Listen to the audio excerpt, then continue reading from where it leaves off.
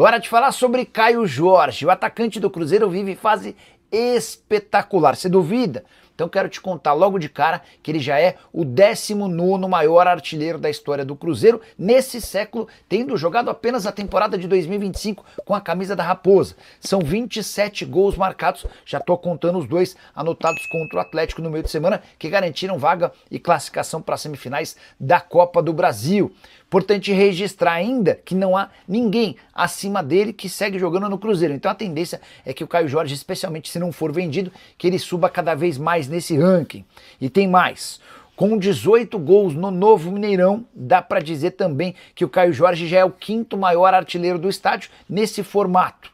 São 18 gols contra 22 de Ricardo Goulart, 27 de William, 28 do Thiago Neves e 30 de Arrascaeta. Para completar, registrar que Caio Jorge é, nesse momento, artilheiro do Campeonato Brasileiro e artilheiro da Copa do Brasil, e não há precedentes desse caminho de alguém que tenha sido na mesma temporada artilheiro das 2 principais competições do futebol brasileiro, tudo isso com apenas 23 anos de idade e enorme futuro pela frente, jogador de seleção brasileira. Hora de falar sobre Renan Lodge. A grande bomba do sábado aconteceu à noite. Renan Lodge e seu empresário Pablo Miranda já estão no Brasil. Eles decidiram rescindir o contrato com o Al Hilal, time da Arábia Saudita, que na sexta-feira mandou a lista de inscritos para a Federação Saudita sobre o campeonato local e excluiu o Renan Lodge dessa relação. Renan notificou o Al Hilal de que está entrando com um processo na FIFA e na Corte Arbitral do Esporte, exigindo a rescisão do contrato de forma antecipada.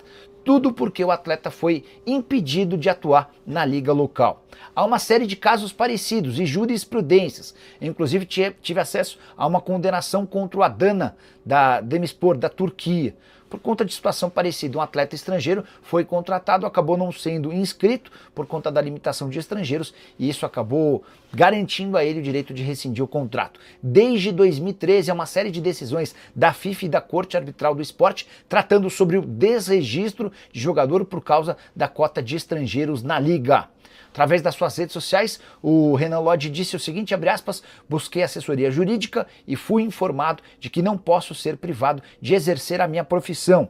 Tomei a decisão de buscar meus direitos, espero ansiosamente que os órgãos responsáveis julguem meu caso o mais rápido possível para que eu possa voltar a fazer aquilo que eu amo, sem nenhuma restrição. O Lodge, antes de optar por essa rescisão ou esse caminho litigioso, ele havia calculado que jogaria no máximo 11 partidas na atual temporada. Isso se o Al Hilal fosse até a final da Champions League Asiática, o único torneio que ele poderia disputar, e se o técnico Simone Inzaghi usasse o Lodge para a lateral esquerda nesse campeonato, que talvez não seja muita lógica, até porque o Lodge estaria sem ritmo, concorrendo, por exemplo, contra o Theo Hernandes, recentemente contratado. Diante desse cenário, o Lodge entrou na justiça e agora aguarda por uma posição. Queria contar só mais alguns bastidores. Ao longo dessa semana, diante da possibilidade de o Lodge deixar a Arábia Saudita, o time saudita cogitou a possibilidade de cancelar o visto do atleta, mas desistiu até porque entendeu que se o fizesse, daria a chance de vitória nos tribunais enorme para o atleta. Sobre a chance de Renan Lodge jogar no Brasil, isso vai ser discutido num segundo momento. É natural que o empresário dele, o Pablo Miranda, já tenha sido procurado por times daqui, mas o Lodge quer entender primeiro quais serão as posições de FIFA e Corte Arbitral do Esporte para escolher seu futuro ao Hilal, que tem 3 laterais esquerdos, todos contratados por um caminhão de dinheiro. Renan Lodge foi o primeiro, 22 milhões de euros, o segundo Muteb, que custou 28 milhões de euros, e o Theo Hernandes custou mais 25 milhões de euros. Estou muito curioso para saber como Marcos Leonardo e Caio César vão se comportar em relação ao fato de também terem ficado fora da lista de inscritos no Campeonato Saudita. E você, o que pensa sobre tudo isso? Use o espaço para comentar e registra a sua opinião. Não esquece de deixar like, de se inscrever no canal. No masculino, o time treina à tarde na Toca da Raposa 2, é a última atividade, depois tem a viagem para Salvador. O Cruzeiro chega à noite em Salvador, fica concentrado, joga nesta segunda-feira. A bola rola às 8 horas da noite na Fonte Nova, em Salvador.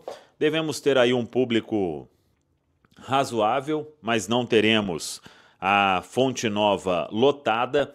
O Bahia vem de eliminação para o Fluminense na Copa do Brasil. Havia uma expectativa muito grande de que o Bahia de Rogério Ceni fosse avançar para a semifinal, mas isso não aconteceu porque o Bahia venceu na ida e acabou perdendo no Maracanã por 2-0 e até um momento aí de mais pressão para o Bahia, que está bem na tabela na Série A do Campeonato Brasileiro. Sobre ingresso, o torcedor do Cruzeiro que quiser comparecer à Arena Fonte Nova, os preços R$ 130 a inteira, R$ 65 a meia entrada.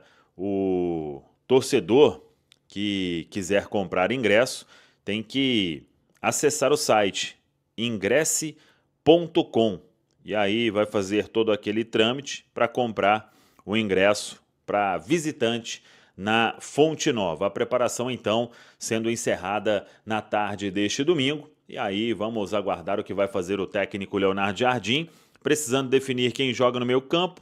Tendência aí, ou uma chance maior, para Matheus Henrique voltar a ser titular. Ele não é titular desde aquele jogo diante do Mushuc Runa, ainda lá na primeira fase da Copa Sul-Americana, quando ele se machucou, teve a lesão mais séria no joelho, passou por cirurgia, ficou todo esse tempo afastado e agora veio entrando aí nos últimos jogos, no decorrer da partida, e vamos ver se será a opção do técnico Leonardo Jardim e a expectativa também quanto aos contratados, se eles serão relacionados, se estarão na lista para viajar.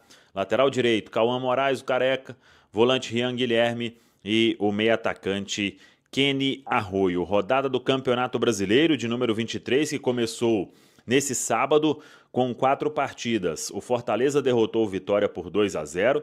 O Grêmio foi derrotado em casa pelo Mirassol 1-0.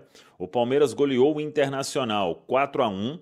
E o Fluminense perdeu em casa para o Corinthians. Os jogos deste domingo, 11 da manhã, Red Bull Bragantino e Sport, 4 da tarde, Atlético Mineiro e Santos, 4 da tarde, Juventude e Flamengo, 5h30, São Paulo e Botafogo, 8h30, Vasco e Ceará. Nesta segunda, jogo isolado, fechando a rodada, Bahia e Cruzeiro, 8 horas da noite, na Fonte Nova, em Salvador. Tá falado, pessoal? Convenhamos que para quem era dúvida, até que o Caio Jorge se movimentou bem, hein, gente? Se movimentou. É claro que o jogo acabou pedindo algo diferente do Caio, né? Acho que principalmente na primeira etapa, ele não foi aquele cara que arrancou tanto como de costume, né? Teve que duelar mais, mas enfim, teve uma atuação irretocável dentro da sua função, né? Mostrando muito oportunismo, finalizando bem, atordoando a defesa do Atlético nas 2 chances mais claras que teve, fez 2 gols.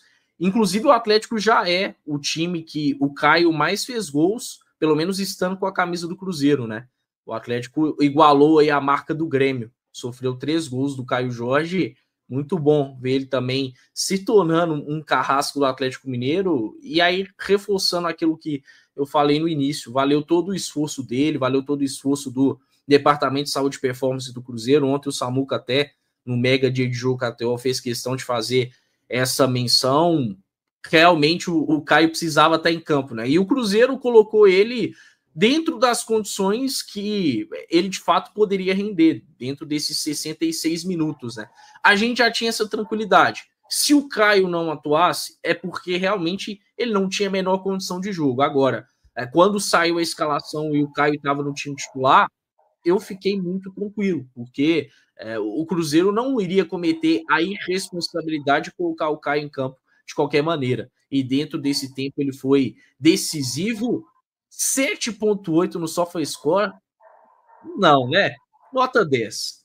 O que o Caio fez ontem é digno de nota 10. O cara do jogo, o cara do confronto. O Cruzeiro teve ótimos personagens nesse confronto eliminatório contra o Atlético Mineiro, como Fabrício Bruno, Vidalba, Lucas Romero, mas o Caio realmente foi o grande cara e consolidou isso com 2 gols em 2 finalizações no jogo de ontem. O William também foi um grande personagem, né, do jogo. Acho que foi muito importante também em tudo isso e a importância do Cruzeiro utilizando, né, todos os seus recursos do departamento médico para poder ter o seu craque em campo. O Caio Jorge É chover no molhado falar que ele fez total diferença pro jogo ontem. E ainda pegando aí sobre o Caio, né? Que tem gente assustada até agora, como o Caio foi a campo. Eu volto a destacar aqui, foi muito trabalho do Caio e de todos ali do Departamento de Saúde e Performance. Ontem a gente citou o Dr. Sérgio Campolini e o Jomar, mas tem mais uma série aí de profissionais, né? E o Caio também quis muito. Então, vi perfis especulando que ele deu migué. Gente, o médico da seleção brasileira é o médico do Atlético Mineiro, né? Então, se tinha uma pessoa que sabia, ou se tinha um clube que sabia qual que era a lesão do Caio, esse clube era o Atlético Mineiro, né? Ninguém tem dúvida nenhuma quanto a isso, que foi uma lesão muscular grau 2 no adutor. Claro, o Caio estava 100%, impossível, né? Mas o trabalho que foi feito foi para que ele fosse a campo na terça e na quarta, obviamente sem forçar muito, né? Então ele esteve em campo na terça, na quarta ele participou ali de um treino parcial com o grupo e ontem jogou. Foi isso que o Cruzeiro fez e planejou que ele atuasse por 60 minutos. Ele saiu ali, acho que com 19, né, do segundo tempo. Então, o Caio, ele se jogou em bola, ele brigou, ele mudou de direção, que esse tipo de lesão, ela prejudica a mudança de direção, que é o músculo adutor, né? Você correr em linha reta, aí é músculo anterior e posterior da coxa.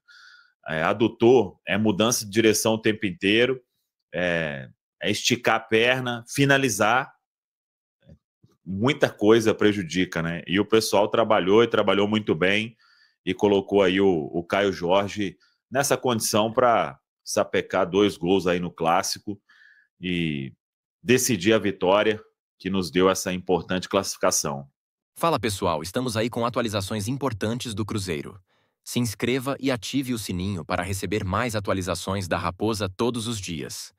Deixe seu like que é muito importante para o crescimento do canal. Utilize o espaço aqui embaixo para registrar sua opinião. Ficamos por aqui com mais esse giro de notícias. Um abraço e até o próximo vídeo.